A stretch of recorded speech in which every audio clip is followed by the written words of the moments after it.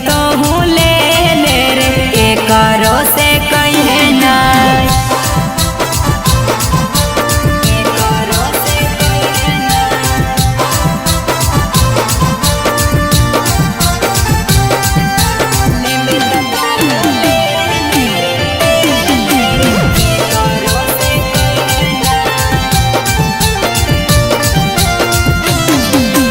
चलो ही घर से पढ़े ले राहे करो ही कराना मांगे।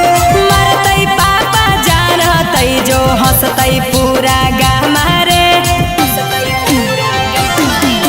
चलो ही घर से पढ़े ले राहे करो ही कराना मांगे।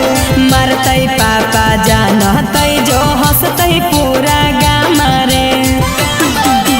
हको काफी एक बार माफी फेर तो धारई है नहीं। हको काफी एक बेर माफी फेर तो धारई है नहीं। ले में तो हूँ ले ले रे के करो से कहे नहीं। ले में तो हूँ ले ले रे के करो से कहे नहीं।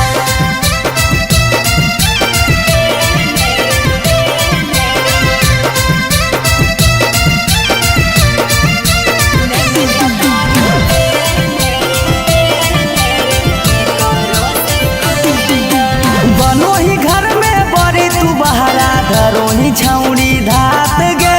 उमा शंकर सौरभ एक बेर माफी दे दे बात के।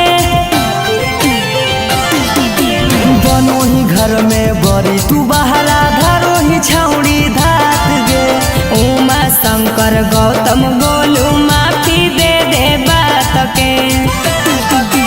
पाके मौका केरो से चौका